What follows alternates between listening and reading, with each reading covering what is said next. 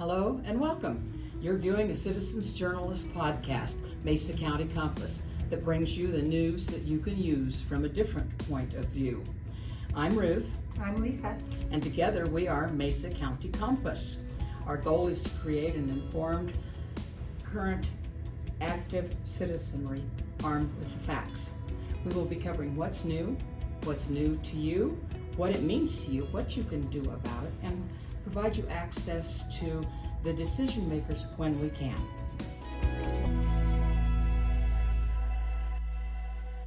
Good afternoon. We're here with Mesa County Compass, and today we are interviewing two fellows.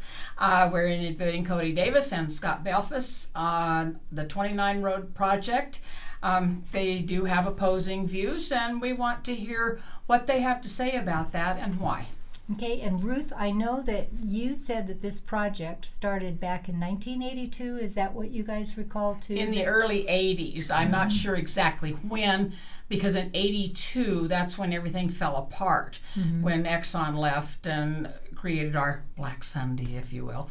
But it was just before that time when all of this was first came about, and the dream was there to build the Beltway.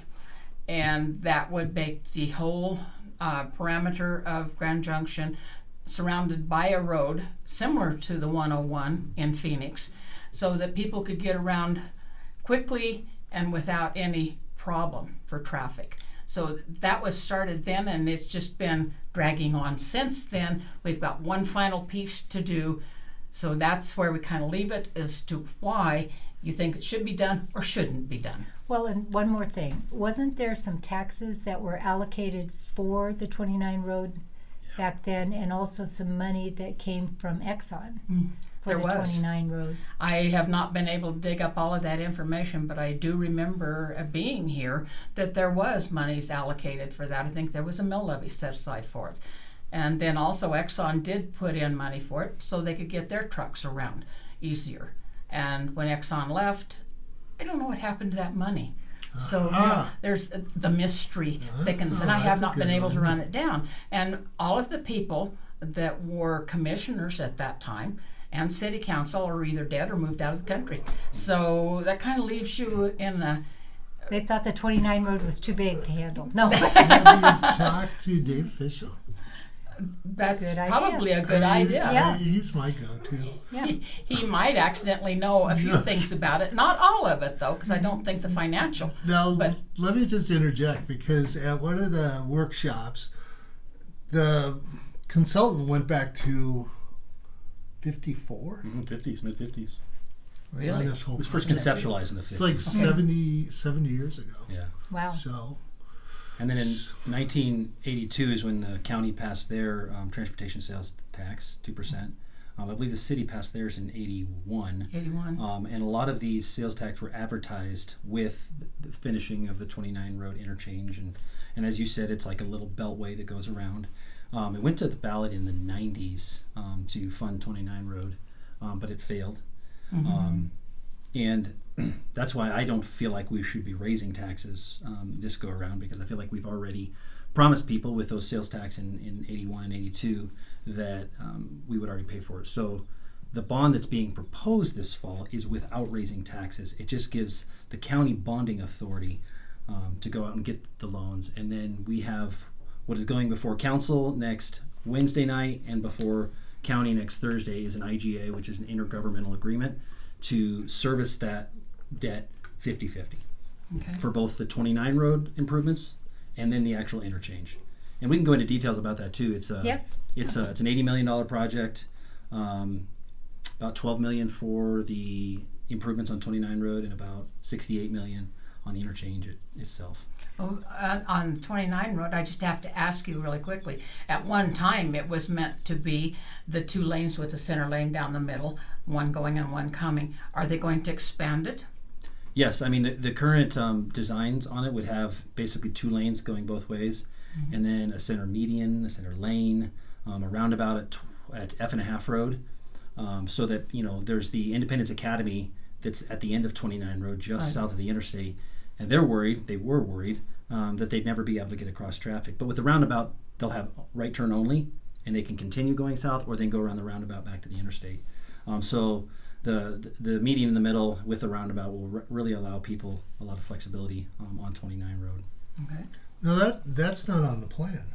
It's an alternative. There's they have 3 different alternatives based on the amount of right of way that they have to acquire. Would that raise the cost of the project? Yeah, I mean, if they went through alternate 3, that's the widest. That's the widest one. I think that's 111 feet wide, and that has the nicest sidewalks, the nicest bike path, the nicest roads, all that stuff. And then there's the cheaper one at the bottom. I think what's envisioned is the middle one, which is I don't remember the exact widths on the street, but it has both pedestrian, biking, center 2 lanes on both sides, and a median in the middle. Okay. So, and most of that right-of-way has already been acquired. There is still some key right-of-way that needs to be acquired along the way, but the less right-of-way we have to acquire, obviously, it brings down the bill a little bit. I know. Go ahead. Go ahead. Yeah. Go ahead. So most of the right of way is in the city. Mm-hmm. It's on our section, Mm-hmm. and the $80 or the $80 million price tag has gone to 85.8, I think, on our latest ones. And then there is also line items for acquiring property and possible eminent domain. Mm-hmm. So those, I think, are $9 million, 7 and 2.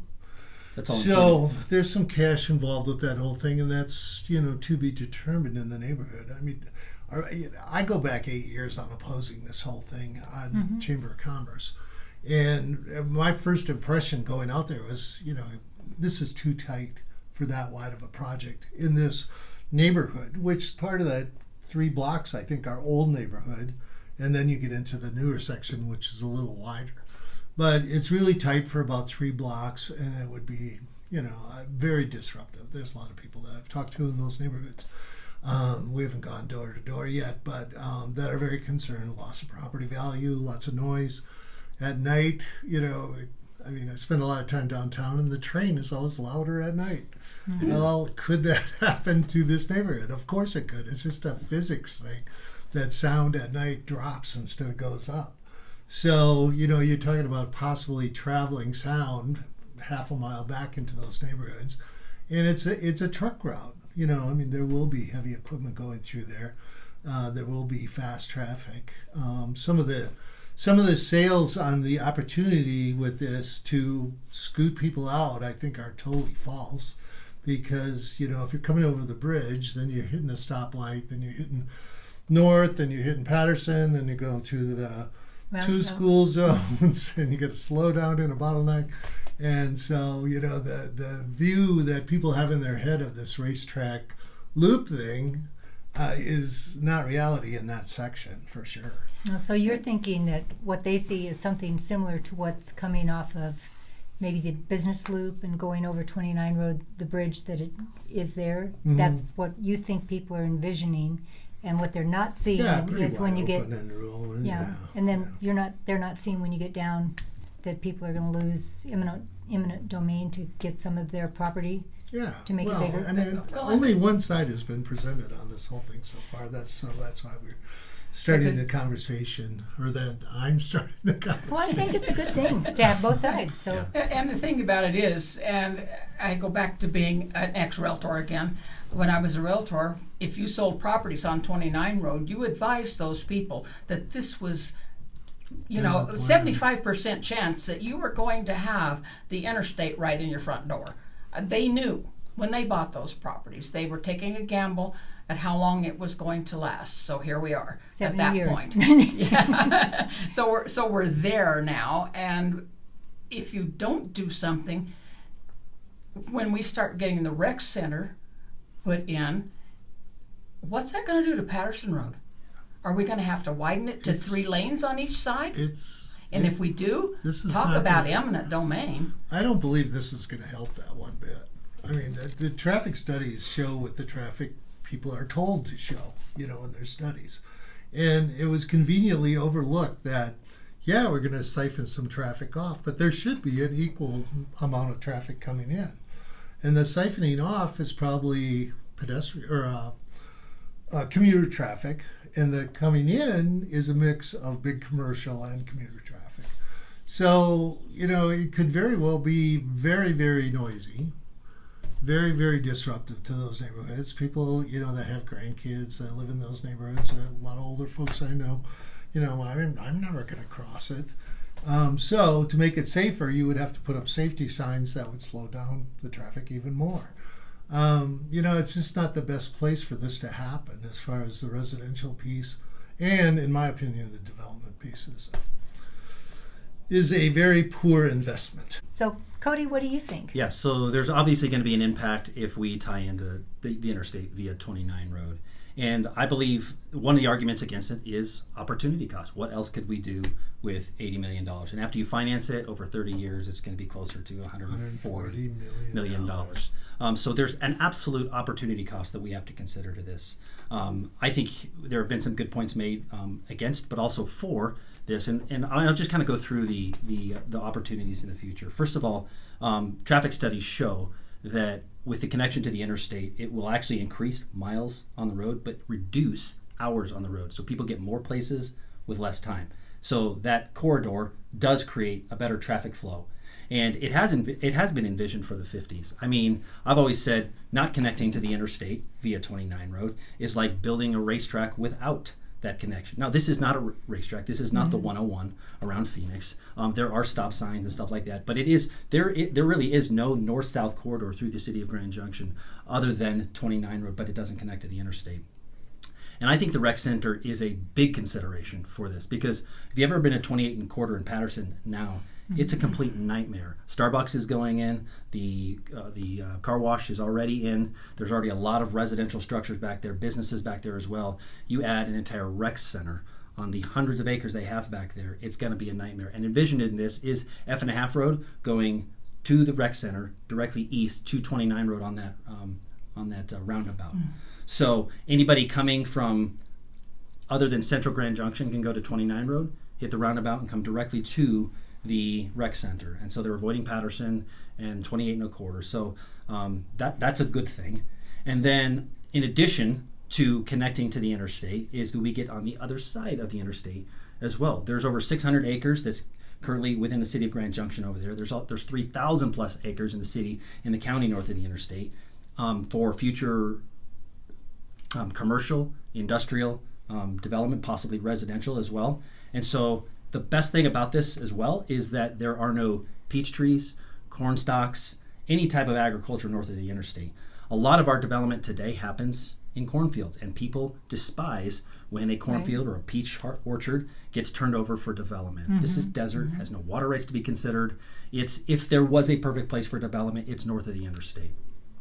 Costco is going in eventually north of the interstate on 24 Road, and the projected tax revenue in the future, they project between the city and Grand Junction for 30 years, is close to $70 million. So if you even had one or two of those type of businesses, mind you've got 3,000 plus acres out there, Costco's only on 23 acres. So the potential tax revenue for something like this is very high. So yes, there's an opportunity cost for this $140 million, but there's also a massive opportunity cost that we could be missing out on if we don't give access to the north of the interstate. Okay, so Scott, go back to money maybe from the city's perspective. So it's more my perspective. Okay, all right, you're fine. I mean, there's several of us involved in this that are opposed to it as it's featured. I've spent a lot of time on the other side of the interstate, and it's pretty much owned by Quint Shear and his company. There's one person that's going to benefit from the majority of this. And from my old organizing social and economic justice days, that we're making one guy super rich on the backs of the taxpayers is wrong. He should be at the table. He should be putting down half of the money if he's going to build out on this whole thing. So just for clarity, it is very okay, common. so hold on. He wants he's clarity. not the only owner over there. There are a lot of different owners north of the interstate. Click on the dots. He is an owner. He's the main one. There's 3,000 acres over there. He don't even. Well, that's all airport authority. No, it's not. Whose is it? There's private land. There's the state land board trust. There's lots of different owners north of the interstate. You should go through, and you go farther to the east. There's a lot of owners there. Yes, he will absolutely. So they're all benefit. well. They should all be at the table and paying for this. They are all going to benefit. It is not uncommon for the developers, especially in a major area like that, to have to foot the whole bill, all of it.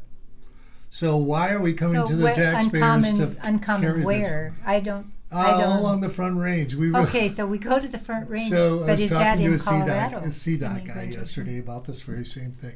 He said, no, a lot of times, and he mentioned like 3 places north of 70 on I-25 where major developers put in the whole interchange on their own nickel because they wanted a big project to go through quickly. And the state said, yeah, have at it, but it's on your nickel. And, if we've got 3,600 acres up there that are all going to be developed soon, then those guys should be ready to go. I mean, if they have that much in the game, they should be at the table paying for a majority of this project, not the citizens. So let's propose a recapture agreement. So when they start to develop, they have to pay in. And most of those developments, the two most recent interchanges over in Denver, the Piccadilly one and the one in Weld County, were paid for by taxpayers. There's an argument to be made when there is one developer that has tens of thousands of acres and tens of thousands, 20, 30,000 units they're going to be building over there, and that's the only access for that. But this is not the only reason for the interchange, so I think there's definitely an argument for this interchange. It seems more and more this is the only reason for the interchange, because it definitely, development was kind of sneaking in the background, and all of a sudden it's the main thing. All of a sudden in the last 2 weeks, 3,000 acres to be developed. Oddly enough, people that I talk to when I'm running for office and stuff, you know what the first thing is they say? We don't want Grand Junction to get bigger. We want it to get better. We want to improve on stuff, take care of what we got. We moved here because we want to get away from that stuff. So now we're in this all of a sudden psychotic development phase. We don't have any housing for people, for workers to live here. That should be number one on the list. Why are we doing this ahead of affordable housing, which is number one on everybody's list? That's the first thing that comes out of everybody's mouth, every survey, every poll. Affordable housing. And we could do a lot of, with $140 million over 30 years, we could do a lot of housing things and grow a strong workforce, grow an educated workforce that has roots in the valley, is going to stay here, is going to pay taxes. And instead, we're going to blow our wad on this whole thing and ignore the housing thing, and not, by the way, have any money to come back and incent affordable housing.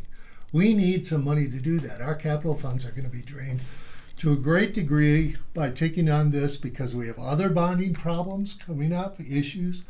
We have a $20 million bond that we still are going to do with the rollover of the bond from the Riverside Parkway.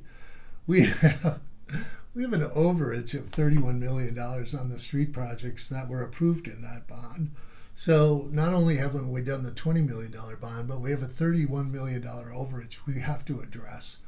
Those projects were done for the same purposes we're talking about here, to improve capacity, to improve moving. A lot of it is over at Cody's development area, I think, by the mall. And those are going to be on hold. And guess what? As sooner or later, people are going to get what's going on with this whole thing, and we're going to go, well, we can take care of it, but we need a tax increase. We need a property tax increase. We need a sales tax increase. And hold the taxpayers hostage once again to get something that we can do right now. If we have a little patience, costs are going up with the construction. I don't think we've adequately addressed that with this project. I think, once the project gets going, if it does get going, it would be into 26, maybe 27.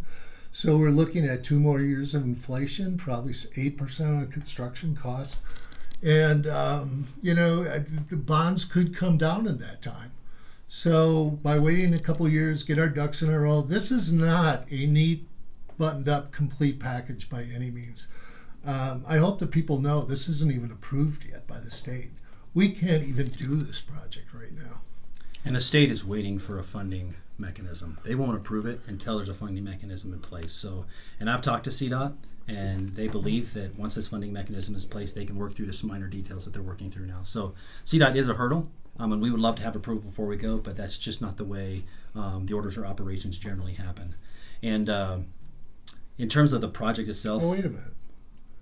That's not the way it usually happens. yeah, they want a funding mechanism. They want a funding plan Well, before we take it to them. or if they believe it's a project that's worthy, they'll help with funding.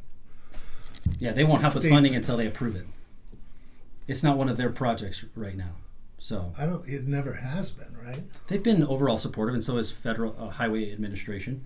But every time we went to them for grants, they said, "You guys aren't ready. You don't have drawings. You don't have community support." So at its worst, yes, we would be bonding for about 85, 86, maybe. Now, there's a lot of contingencies built into that 86 million. There are certain projects that have 40% contingencies in there. So yes, construction costs could continue to go up, and we expect them to do so, but we believe with contingencies and the CDOT contingency as well, which I think is 18% is what they charge on projects like this. A bill that passed last year allowed us not to have to pay that. So there are a lot of contingencies But we have in to this, pay some of it. in this $86 million. Correct. The last two interchanges that were approved in the state of Colorado 11%. got a lot of federal funding, like close to half of federal funding. I'm not saying we're going to get a half, and we have to expect $80 million. But we believe we can go after this, but we have to have approval from the voters, and we have to have approval for CDOT before we can go and get that. Well, I think it's a lot more fair to the voters to bring an actual package with approvals on this thing. I know the chicken and egg thing, but when you've worked on a project for 50 years and we know this has been coming and we know what the parameters have been, this is not put together that it's palatable to a voter, I don't think. They're going to look at this and go, not this time. Well, I think we So- should at least give the voters an opportunity. Yeah. So to what say have yes or no. you heard from voters about this Yeah, project? so we've had a lot of public meetings. We had one at the Christian Church there on 29 in Patterson. A lot of people came out. I was expecting 15, 20 people. We had hundreds of people who were packed in that little room that came through. A lot of people lived on 29, and they have some hesitancy. Yeah, there's going to be traffic going through here. We're worried about, we can't even get across the road now on 29 road. So when they learn that there's going to be a roundabout at 28, and I'm sorry, 28, when they learn there's going to be a roundabout at F.5 road, a lot of their fears kind of melt away. They still have concerns about more traffic. Independence Academy is worried about traffic. But a lot of those fears melt away when you show them the design of all this. And so I think most people are excited about connecting 29 Road because Patterson, people spend a lot of time in congestion on Patterson. Our models, again, show a reduction of about 1,000 hours of traffic with the 29 Road connection. So more miles traveled, less congestion. So I get that it costs a lot of money. And this is not just about developers north of the interstate. It'd be nice to get some development in the north of the state because that means more jobs. I get it. There's anti-growth people in this valley. Never want to see another house, another business go up ever again. They got here and they don't want anything to change. But they came here as well. And the reason they were able to come here because there were businesses, there were jobs available, and there were houses being built. I think we can do both. We can continue to push for affordable housing, which is not a Mesa County problem. It's a nationwide problem because the federal government has spent way too much money in the last 5 or 6 years. Labor costs, material costs have all gone through the roof. That's the reason we have inflation. That's the reason we have unaffordable housing. Government needs to get back to building its core infrastructure like the 29 Road interchange and then let business grow and provide jobs, and then subsequently those people can go and buy houses, which again which aren't available. there are available. Affordable houses? Yeah. In Grand Inventory's out 4 or 5 months Why right are now. people So complaining so much? Why is it the number one issue? yeah, Well- it's people don't like paying high prices. They don't like That's paying it. So it's double a- for their groceries. So, yeah. So it is available, but you can't afford it. Yeah. Well, I mean, that's the and problem. Scott, I'm gonna Sounds I'm like gonna being go a back teenager, to right? something that Hogan said on the impact fees, and he said, you know, That's you a need whole different issue. no, but it is. It's kind of along the same things when you're looking at spending money and getting money from the taxpayers or from homeowners. One of the things that he said is with the impact fees that sometimes the difference for a person being able to qualify for a home is as little as $500 a month.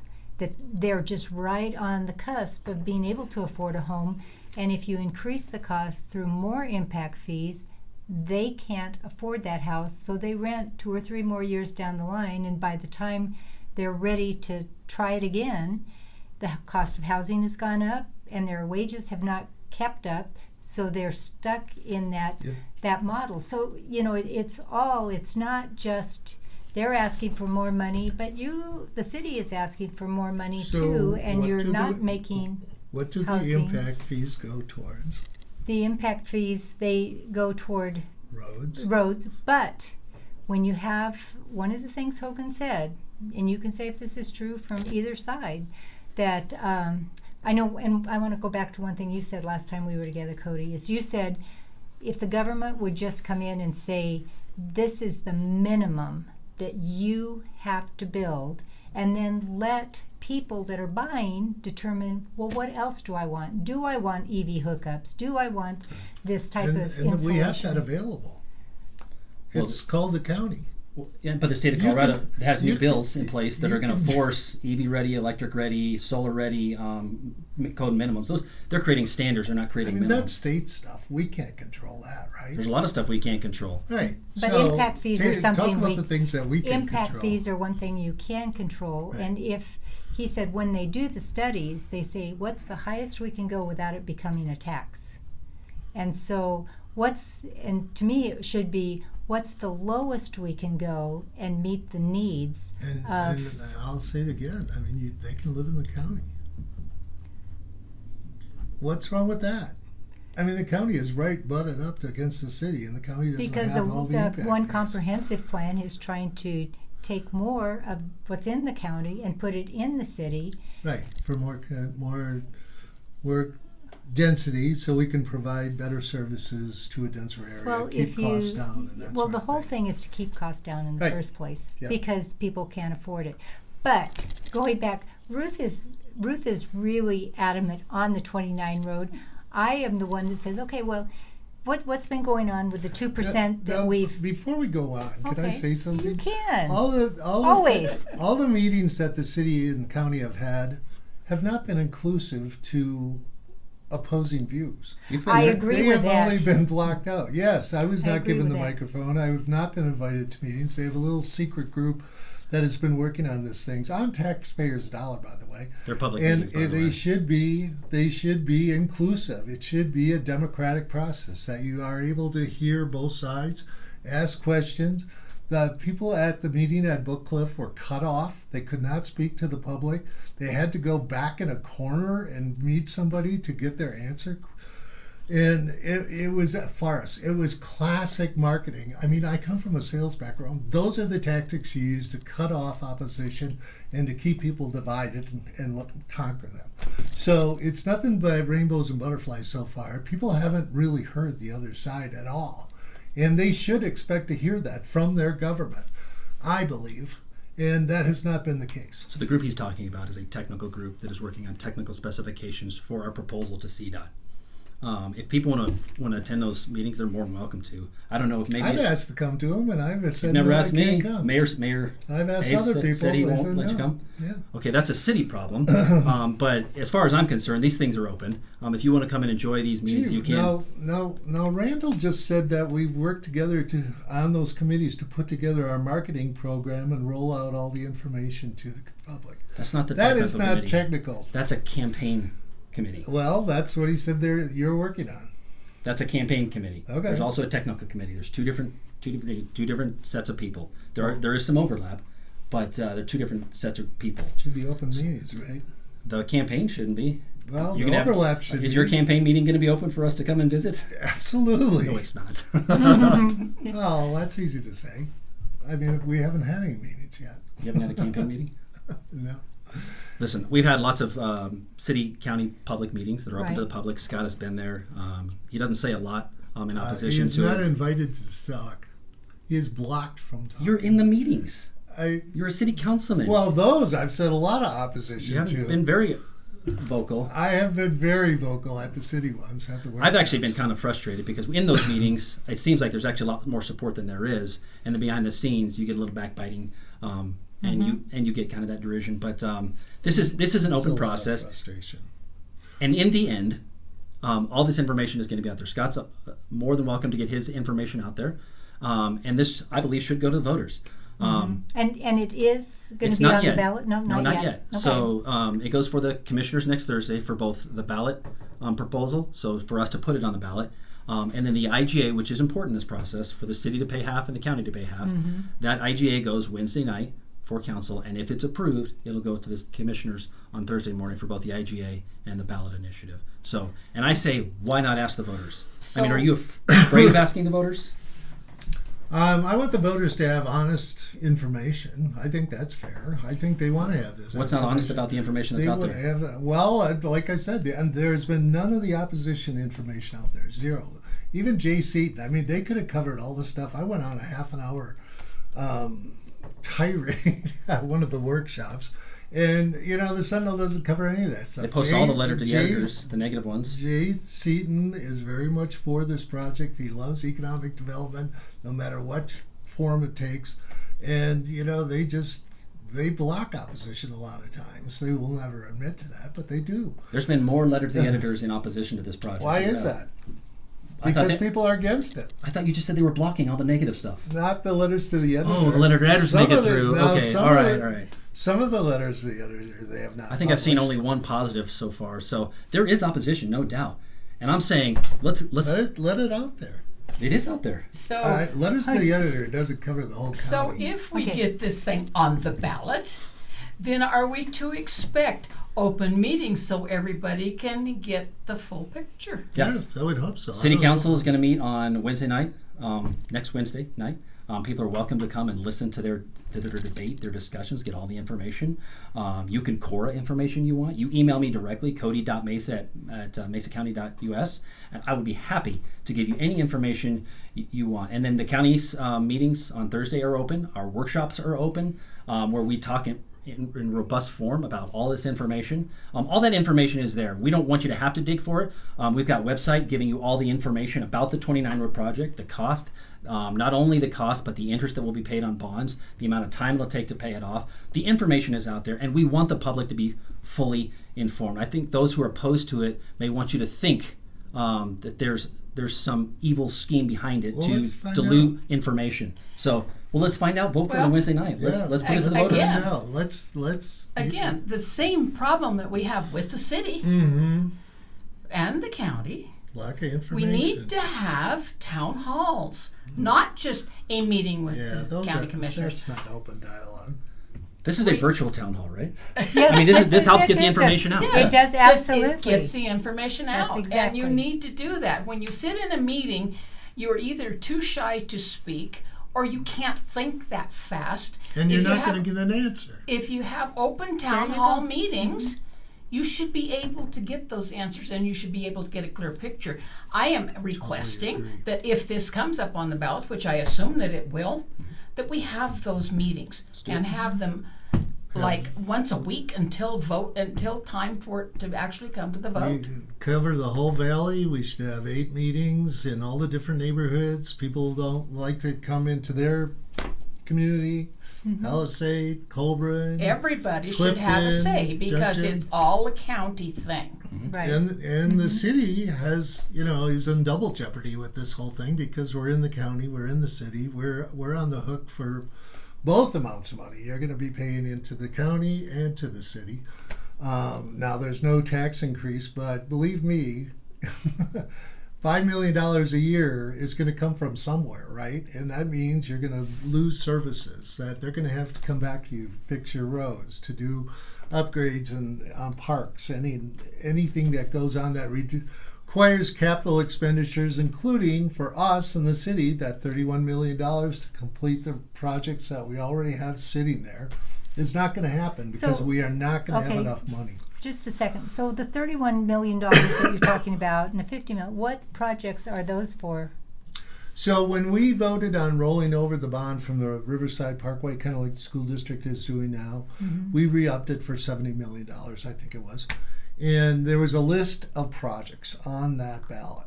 So we're into that about 60%, and all of a sudden we're short on money. The bids are coming in too high.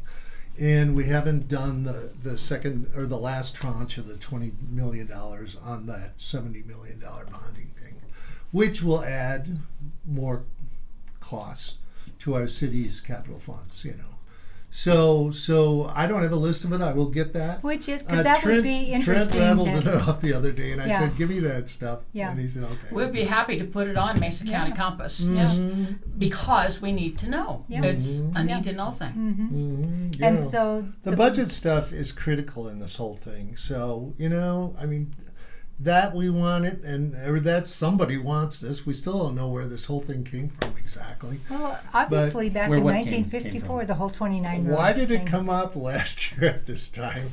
We are in this housing crisis. That's all we talked about. And then all of a sudden, oh, by the way, we have to complete the loop. All of a sudden, I'm looking around. Actually, I think, What? Scott, it's been a pressure thing for many years. Many years. Because I hear about that It all didn't the just time. pop up. They've been talking about this for a long time. When I ran for city council, we had 12, 15 panels, forums. I think it came up twice. That was it. It's housing, inflation, Yeah, and inflation. I believe cost, those cost, things. cost. Yep. At 29 Road did not come up. This was not critical right now. People need a roof over their head. We have a gigantic homeless problem that needs housing as well. It's a multi-tiered problem. We have seniors that are getting kicked out of their apartments. They need affordable housing. We don't have that available. We have people going on Medicaid like crazy that need long-term care. We haven't even addressed that problem. That's a gigantic piece. And we aren't growing right now. Our people moving into the area has flattened out. GVT does extensive studies on this. I was just in the travel meeting last week, and I look at voter registration, and it's gone up 500 people in the last 2 years. We are not growing right now. People can't afford to live here, and we don't have a good base of jobs.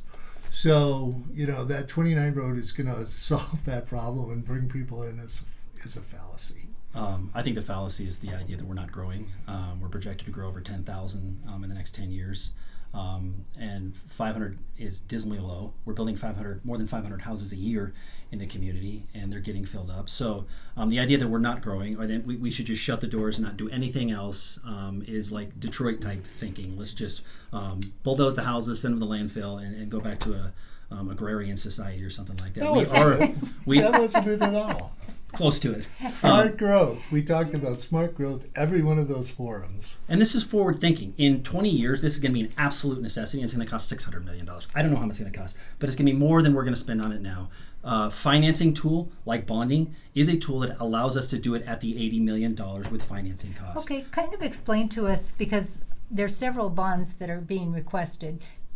Explain to us the bonding tools and what does that really obligate the taxpayer and the county or the city to when you say we want to pass a bond, so people understand it's not free money. It's not. So a bond is just a loan. It's a Right. fancy word for a public sector loan. And so you go out and essentially sell a bond to a private company, Okay. And they give you the money, and you give them in return an interest rate plus principal back every year. About for the city to service about $2.5 million, for the county to service about $2.5 million. We have the county has some certificates of participation, which is another financing tool that are about to expire here in the next year or two, which is about $1.8 million, which we will just, if all this passes, we will just put back towards the 29 Road bond, and hopefully, and the goal is to aggressively go after federal grants to get that down below that, so there'll be no impact to the county's budget. City's a different consideration, and they need to have that robust conversation among themselves.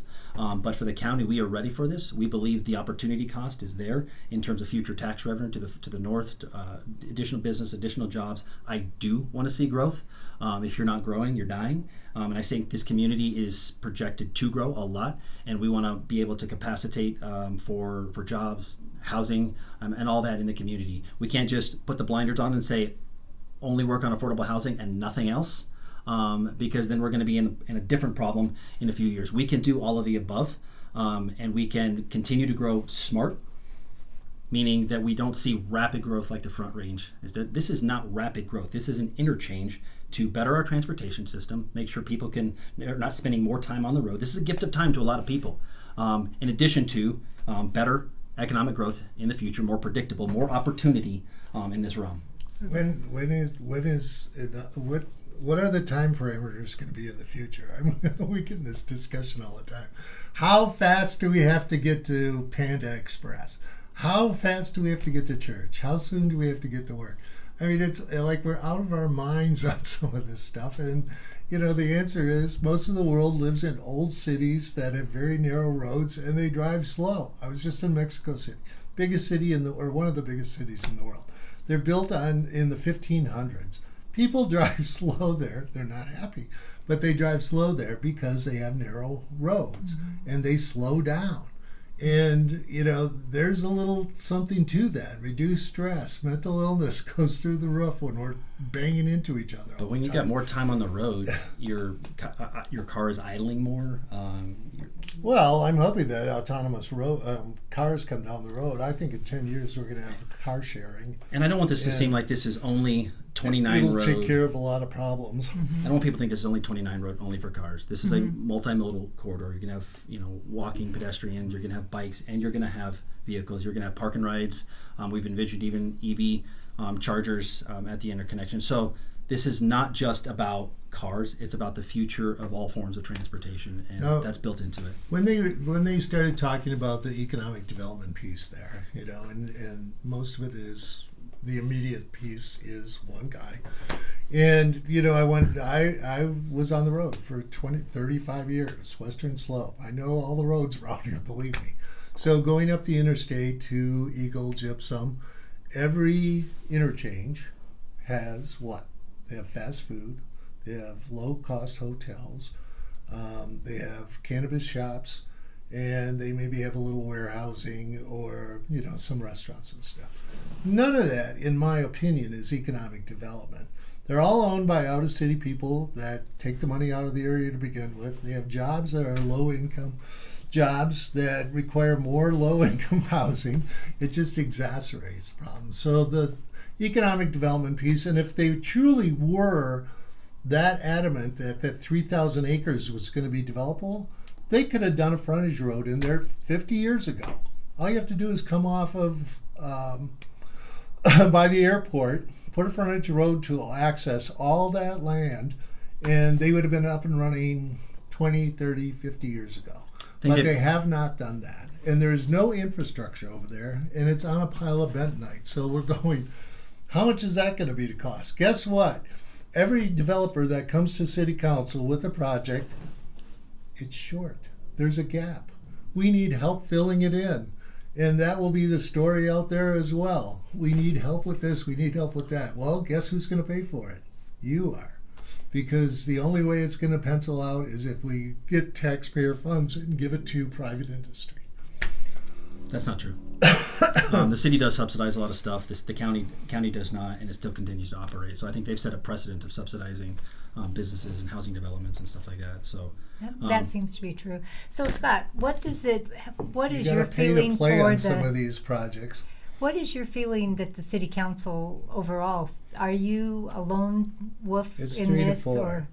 or so there are 3 that are for, or Against it, that are against it? right? 3 that are against it, and 4 that are for it. Don't mind mortgaging our future for one little project. Yep, so it's not a good situation. I mean, certainly in a project of this magnitude, it should be 7-0. We should have a buttoned-up project that's ready to go, that makes sense, that's fully funded, that we got all our ducks in a row. This is the funding mechanism. There are so many question marks on this whole thing and so many answers. One of the first things in this discussion came from Greg Caton, and he said, the development out there is going to be like the Riverside Parkway, and I just about hurled. The Riverside Parkway, we have $100 million into that. And guess how many there's a return on investment, right? So it was supposed to spur investment. We're going to have all these, hotel shops, Hollywood, all this stuff. Right now we have the amphitheater, which brings in $2 a ticket to the city. We have Edgewater that's been for sale for 3 years. We have a cannabis store, Future, Starbucks, and a hairdresser. Multiple housing units. So, and a few housing units. Hundreds of housing units. Not along the Riverside Parkway. You do. You have apartments. Where? Yeah. You have row homes. You should drive out there There's sometime. like take a look 60 in that area. Down No, by I've Edgewater. seen more than that. Yeah. Yeah. Well, the Eddy has That's of not units. tax. They're not bringing tax revenue into us. So we've got a project there that's been there 21 years. It's limping along. One of the bonds is actually coming back to us on that development piece down at Dos Rios. So it is not a slam dunk that this is going to happen. And so if anybody believes that, So I look around. I want to make clear this is not just about economic. I think you could make the case on economic development, but this is not. The impetus is not economic development. We have a regional plan that we've been planning for, some would say 45 years, some would say even back to the 50, 70 plus years. We've had this grand plan for a loop. And it really is, if we don't invest in this component, this link that is missing, then it makes the entire loop that we've invested over $200 million in completely pointless. It helps, but the whole idea is to get this major corridor that goes around. So the idea is transportation. The idea is fewer hours on the road, which I know Scott likes. Fewer hours on the road, fewer people pumping carbon into the atmosphere, and people can get there quicker. They can ride their bikes, they can walk. So it's a transportation project to make transportation around Grand Junction better. The opportunity cost is a added benefit on the other side, but this is the core function of government, to create that opportunity for the future. Yes, are people going to make money off this? Yes, that's how business grows. That's how that's what encourages investment and innovation in our community, is having that opportunity. If we just said he's going to make money off it, don't let it happen, we'd be in the dark ages. When the time is right, that should absolutely happen, but this is not the time. Likewise, When is the time? Likewise, when that huge plan is set up, it does not take any consideration into incoming traffic. There's a lot of information about the outflow, but not the inflow, which, once again, going back to, there should be an equal amount of traffic, including commercial vehicles, coming into a residential area, which is unlike the other interchanges up the interstate. Nobody is addressing what 6-7 semi-trucks stacked up at Patterson's intersection is going to look like. You don't think that's going to slow down traffic? And then they go a couple blocks and hit the north end. Have you Has seen the that been traffic on model? 32 Road? Then you go, yes, I have. And You've it seen the doesn't- traffic it's model of not more honest. semi-trucks going down 29 Road? Yeah. I haven't seen that model. Well, And do I've seen trucks those come everywhere. off of the I interstate? do have a question for you. So you said that, and this is going to be off topic, just here. You said that the traffic studies say what you want them to say, depending on who ordered them. Is that what you told me? It's pretty common knowledge, yes. So did the traffic study on 4th and 5th promote what the city wanted to have happen? Don't tie this to 29 Road. This has nothing to do with 29 I know, Road. but I'm just Brought asking to you if by- it by me, because if the 4th and 5th Street traffic study said that that's what we need, then you know you can't fault one traffic study and then come back and say our traffic study was good, but their traffic study is no good. Right. That's Yeah. that's what I'm asking. Yeah. Yeah. So fourth was and your- fifth is a whole different egg. I know it's a whole different egg and it's a problem egg. I don't know but if it's the same planner or not. That's interesting. I'm going to find that out. It's a boiling egg. yeah, it's a boiling egg. Yeah, it could be. And they're working on it. We have to have a little patience on these things. It definitely was a Patience problem. isn't my virtue. People in that, if you lived in that neighborhood, you would have had concerns about the speed of traffic in there. Everybody along that 4th and 5th Not corridors. everybody. Not everybody. No. Well, a But- lot of people. Well, Because well, I have well, a very dear friend I won't who do is that to Cody. is opposite in persuasion that I am as far as political goes, that says there was never a problem. So, Well, depends on what you it's- want. some of that goes back to, like I said, that we go out of our minds about having a little traffic around here, and people that come from the urban areas go, "Are you kidding me? There's no traffic around here. It's a joke." So they came over here for our quality of life and our traffic. They can live with it, and this panic about having to have 29 Road to complete the loop is ludicrous. We don't have to complete. There are better options. There should be more studies. Mexico City is a There better should be. option, right? Well, if we ship a few people, Mexico City. Actually, you should go down there. They have a very interesting thing in Mexico City. Our Palma Lightner people have their biggest project in the world in Mexico City. Did you know that? I didn't know that. No. Well, here we go with Lightner Palma solving traffic problems all over the world, and nobody talks to them. I went and talked to them. And they said, Mexico City is a really interesting place. There's massive ghettos there. There's a lot of areas that were grown out of no planning, roads, anything. And what they did for safety and, moving people quickly is getting them to the buses. The buses in Mexico City move 5 million people a day. It's a pretty massive bus system. And I believe buses can be a big part of our answer. So they have 7 gondolas going down into the barrios, into the ghettos, going to these big, giant 6-foot towers and then dispersing people out. And they're going to add more. It's working. So I don't think we're close to 22 million people here yet or down the road. No. But there are other options, and we don't look at But that's those. just It making has to be those- this way because we started looking at it this way 50 years ago. Well, that's baloney. The Things Lightner have Palm was changed. just a bunch of evil developers making a lot of money. They've been here for quite a while. I don't I'm kidding, think because they that would be wrote your our- perspective. Yeah. They haven't asked us for a nickel, as far as I know. No, but they're making a bunch of money on Mexico City by bringing this. Yeah, it's a division of theirs, but no, this isn't about capitalism. I was a commissioned salesman for 35 years. I know how to make So you money. don't mind people making and it's money, fine. even if an That's interchange fine. goes in. But not on the taxpayers' back when they should be at the table contributing to that. And I think a lot of people would agree with that. And Ruth, you've just been sitting over here like the shortstop, Well, bouncing up and down. I'm worried about our time constraints here Okay. because I know there are the meetings that are taking place this evening. But I think it is time now for you guys to wrap it up. Okay. You give your portion, Cody. You give your portion, Scott. enough. And we'll let the people decide. There you Yes, and we appreciate you guys coming Oh, on yes. and talking and just And you haven't thrown blows yet. This is yeah, great. it's not over yet. yeah. Which well, off flowers do camera. you want, Cody? I know, I right? understand we get to take one. Right?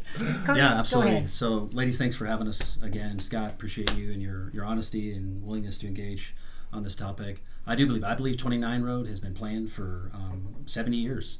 We financed it in 1982 with our sales tax. Yes, could we wait another 20 years? Yes, but it's going to be double, triple the cost. The opportunity is now. CDOT and the state of Colorado is changing. We may not get another shot at an interchange. So it benefits the rec center from Evan Half Road over. It benefits anybody along that corridor. There's an opportunity north of the interstate for future business. So there's an economic case, there's a transportation case, there's a multimodal case, there's a rec center case. I mean, this is supported by a lot of people. Yes, there is opposition. There's always going to be that question about opportunity cost. Where else could we spend this money? We could build a bunch of affordable housing with $80 million. But I tend to believe that government should fill a certain role, and infrastructure is one of its core roles, and this is a good project. And I would love to put it to the voters, and if the voters say, no, we don't want this, we got the answer. But I would at least like the voters to get an opportunity to vote on this bill, or to vote on this 29 Road interchange. The most fair way this would have been done is if the city voted on their portion, since we're getting double dipped on this whole thing, and the county voted on their portion. But they kiboshed that. Okay, so what do you mean by, I'm sorry, just double dipped? So the city is paying, the city people are paying to the county through property taxes, Right. and to the city through sales taxes. Right. Where the county's using your money, the city's using your money. So if you live in the city, if you live outside the city, you don't have to pay the city portion, right? So you're only paying the county. So the county's getting kind of a deal on this. I think the county But should isn't carry the whole thing project. The in whole the thing is city? inside the city of Grand Junction, so the county is partnering with them, and It's close to not all half in the city. of city of Grand Junction's sales tax comes from outside the city. So to say that the people outside the city of Grand Junction are not paying taxes is not true. And also a lot of people from outside the county of Mesa that are paying that sales tax to fund this. So the idea that it's But double we're- dipping is not true. We are carrying the majority of the load on For your infrastructure roads. projects Yes, you are. in all the main commerce area in the whole city. So yeah, we're not going to the bank with the county people all the time. The city people are paying more than their share on this deal. You guys have never helped us with our county infrastructure. Well, Ever. have we ever been asked? And I'm curious what you're going to do with the county infrastructure, because there's a lot of needs in that area, and you're going to be short money investing in this as well. The first rule of transportation is take care of what you have. Keep it up. Take care of it. There's gigantic issues with county roads, city roads, planning opportunities, 7th Street, all these things that we have to work on. It's not free. And if they want to develop, we're going to have to build more roads. We're going to have to provide more fire services, more police, more parks and rec, and all that stuff. That is not free. And if you want those taxes pulled back, then it has to come from somewhere else, because the cost on public safety has not gone down. It's going up more than infrastructure costs. So we have some real challenges on this whole thing. When I said that, if it was fair, it should have been the city ballot question asking if we want to participate in this whole thing. It should have been the county ballot question asking the county to participate. But that's all rolled into one. It's a handshake deal. You know, I mean, It's going to get voted on by both council and commission. Well, we're all going to be pushing up daisies. And then 107,000 voters are going to get an opportunity to vote on it too. So this is not a backroom deal. It's not transparent. This is your time. I'll be quiet. It's as you can see, it's not transparent. We want to bring it to the public. We want people to hear both sides of the story. I am saying right here that we should have 8 community meetings. We got about 8 weeks till ballots come out. We should be in every community having an open forum, answering questions for and against on this whole thing with pro and con. And the financial piece on there. I mean, we're still pulling together our financial numbers, and they are not recommending going with this from inside the city because of the constraints it'll be on our budget. So I do have one question. How soon does it have to get on that? Because I know ballots will be coming out, and I thought by September It is. that's when they had to have something. I believe it's the 7th or the 8th of September that those ballots have to be So we've set in got stone, essentially. less than 2 weeks. So the margins are gone. The city will go for it on the 4th. I think it's the 4th is next Wednesday. And then the county will go the next day. So As usual, we're going right down to the wire on these things. And this was before the city council last year as well, to do their own ballot Yeah, we were referendum. going to do our own, yeah. So- And somehow that got waylaid. So we've we been would have working on it for rather a while. had that. Okay. You know, would have been fair to the city, but we do with what we have. So yeah, I'm looking for some more open discussion, a lot more fair and transparent discussion with the community. We're going to take all comers. I invite the community to come up with your hard questions, and hopefully we can agree on some spots and dates. We should be able to pull that together real quick. We can probably have them with the schools, and the cafeterias. I Seems think to be a it would good be place, Absolutely. good parking. Happy to do. And I'll bring the speaker system. You can bring the donuts, and off we go. Coffee and donuts. We'll is bring still- the coffee. No. Wait, whoa. She said it. Yeah. She did, didn't she? Oh. She can edit it Ah, out, though. Lisa. Yes, I can. Well, you've been watching Mesa County Compass. This is the facts as we see them, the truth as we know it. You decide. Thank you, guys. gentlemen.